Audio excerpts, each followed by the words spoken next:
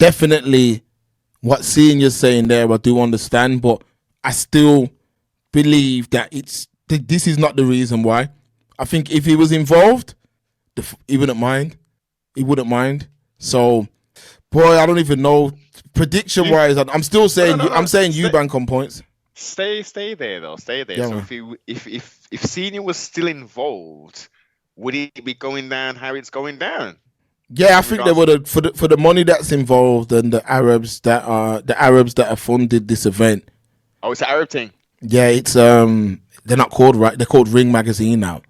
Oh, it's Turkey. Yeah, it's Turkey, man. So remember, Eubank Junior already said that my man sat him down at a table and said, "What's the number?" And he said that in his head, he thought about it, and he thought of the most craziest number that he could think of. And when he blurted it out, he goes that the brother goes, "Done." Shook his hand on the spot, and he goes, "Yo, I could have went up more than that."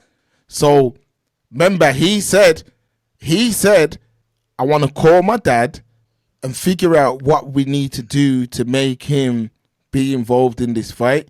Yeah. But they only want him there for the nostalgic reasons. Exactly. You're not going to be there talking and dancing in front of the camera. And that's what the issue is. It's main character syndrome. It would be like, it would be like, do you remember, what's his name? When I was younger, I used to watch football, yeah? And you had a midfielder called Frank Lampard. Okay. Frank Lampard, yeah, my dad used to watch football back in the day, but he knew and all that. So he was like, yo, my man's dad used to play for West Ham. He was like a big player at West Ham. But when you would see the dad always played the back seat. So when England was on like his youth was one of the main England midfielders for that time. That period. Every time you'd see like they would go on to the World Cup and that, the dad would always be in the background. You'd never see him ever talking for the son. He'd always make sure like, yo, I'm in the background. And that's kind of how you have to be as a father. A father has to your job as a father is to make sure that your son uses your experience and becomes a better man. Yes. A father should be smiling when his son has surpassed him. There's a quote going around where it says, cherish your dad. He's the only man who will be happy that you did better than him. And there's a lot of truth in that because your dad, he made you. I mean, who's going to be more proud of you and more happy for you than the man that made you? That's how it's supposed to be. Should be. But there is some fathers who they still are stuck in the past. They're still stuck in the past. They can't bear to lose their hair. The young guys have all got hair. No, you're getting old now, bro. Like, you're getting old now. Like, you're gonna go grey. Yeah. Like, you're getting not everyone. Like, everyone ages different ways. Some people will have issues with health, but some people just can't let go. No, bro. They can't let go, and that's what I see with Eubank Senior. We can't let go of them glory years. And I was glory days. Yeah. I was listening to Eddie Hearn speak, and Eddie Hearn was saying that the reason why he went broke, Senior, because he was a madman. He used to do things like he'd go to the Queen's jeweler and buy like a cane with a diamond on the end of it for like 100 grand. And he'd make that decision within seconds. Like he'd just pull up, 100K, yeah, I want it. You know what I mean? And he goes that's how he used to live. So now, remember, you've been at the top of the mountain, you fell off it, and then your sons took you back halfway up. You don't want to come back off it again. So now it's like, you don't support this fight, you're against this fight, but you've spent 2 weeks talking about the fight to all these channels, where I'm sure you could have phoned your son and said, yo, son, let us sit at the table. I'm not going to chat to the media. If you really care, you're going to talk directly to him. So that's why I said what I said. But I do understand the severity, and the only way Eubank Jr. loses, it's like a built-in excuse, because if he loses, he can say, yo, man's killed me at the weight. So it's win-win for him tonight, really. Because if you lose, you can say, yo, I'm dead at the weight.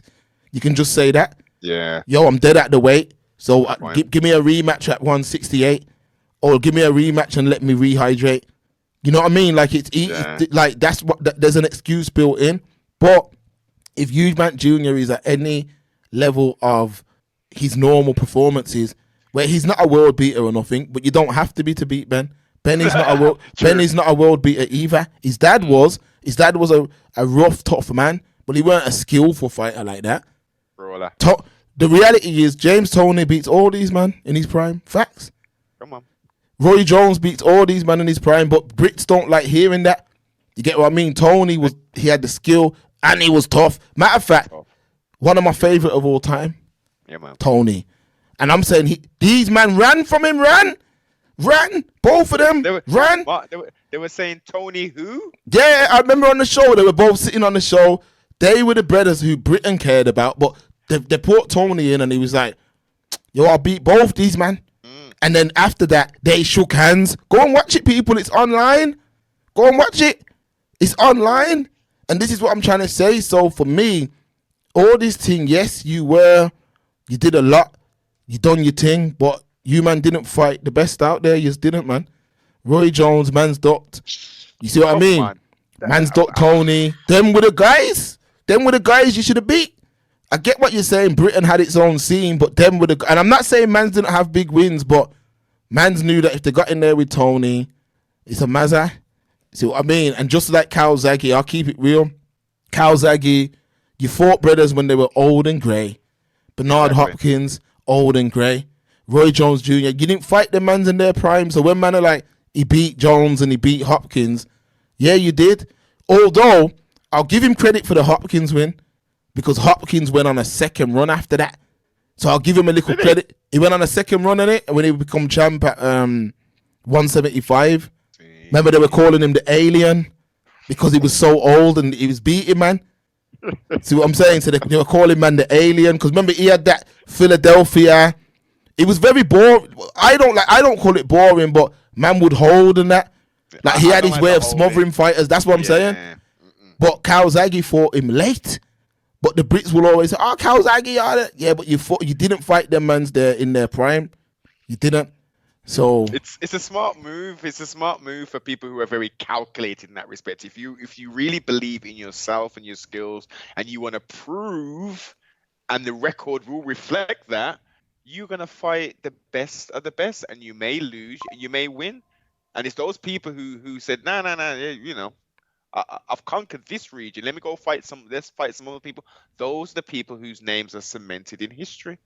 Yeah, man. No question marks. Like we're saying, yeah, he fought them, but they were well past their time. Money, what did he do? Same thing. Got them early or got them late. There's a method to it. There's a method you can... When it comes to combat sports, people, you have to strike while the iron's hot. I've seen this time after time throughout my years growing up. I remember when Junior Witter, man was looking slick. Man was looking slick, noble, like Junior Witter from Sheffield. Man was looking real good back in them days. And I remember he was begging for it. Yo, Hatton, I need it. Hatton, wagwan. Like I remember he wanted it.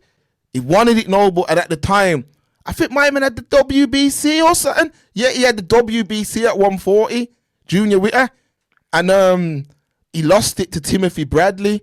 But no, them man wouldn't give him the money fight. They wouldn't give him that money fight because he had... now imagine, noble, a brother from Sheffield, yeah, was the WBC 140 champ, and he couldn't get the money fight with Hatton. Let that sink in, folks. Nuts. Let that sink in. He couldn't get the money fight because that... And I remember it got to the point where they were saying, yo, what you said? Why you not fighting my man? Yo, he's disrespectful. I'm not giving him the payday. Yeah. I remember thinking, he's earned that. And you could see that he was starving. No disrespect to Witter, but you could see that he was starved. He needed it. He needed the bread. Come on, and they just starved him out. And I remember thinking, wow, this boxing game's horrible. It is. And at the time, sports, man. Bradley was fresh. Mans know about Timothy Bradley. He was fresh at the time. What did they do? Put him in with Bradley, took his belt off him. You get what I'm saying? Yeah. Put him in with Bradley, took the belt off him, lost it. Then man said, why would I fight him for? He ain't got no belt. Yeah. Yeah, man, that was, for me, that was one of the Horrible, most man. disgusting things. They tried to do it to Brooke as well, but Brooke kind of fought back and built himself relevant enough that they couldn't run from him, and then he ended up getting the win at the end of his career. But Witter, it was a thing where they starved him out completely. So, I don't know, man. And Senior, the thing about Senior is, he talks about this like moral high ground and about the egg slap and all of that. But as we broke down last week, we're in that time now. We are. We're in a time now where people want entertainment. People want they want extreme entertainment because it's all at your fingertips. It's all at your fingertips. So people want it now. They want entertainment. And yeah, the Witter thing. You're right. They started them out. You know, it was this is the thing with boxing as well. It's when you got an awkward style, and they know they can't deal with you. They'll tune you out. They'll act like you're not there. You know what I mean? Fact, because Witter, remember, you know, Witter wanted that payday, innit? Yeah, and he deserved it because he was, like you said, he was WBC champ, but he wasn't a ticket seller. Obviously, you know, Hatton back then could have sold at Wembley for fun. Exactly. You know what I'm saying? Exactly. My man took 30,000 people to Vegas. It's been no one ever done that ever in history, any country. No one's ever done that. Exactly, and that's why Witter. Imagine if Witter got that fight, they would have sold out Man City. Yeah. And Witter was begging for. Yeah, you're right. And when he lost to Bradley, it's now. What can you do for us? You ain't got no belt. You know what I mean? He never got another shot after that. He never got another opportunity after that. He whittled away. I remember the day, when my bedroom phoned me and said, "Yo, he's fighting Bradley," and I said, "Oh man, they've put him in with Bradley. He's not experienced enough to beat Bradley yet. It was too early to fight Bradley." But I'm like, you lot are just trying to take his belt. He couldn't avoid Bradley though. It was mandatory. He couldn't avoid Bradley. And you know, remember, like you said, it's WBC belt.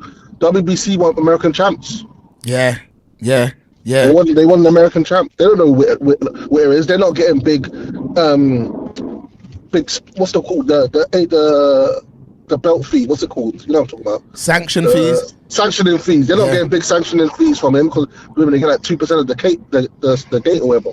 They're not getting big money from him to fight in the Sheffield Arena and York Halls. Exactly.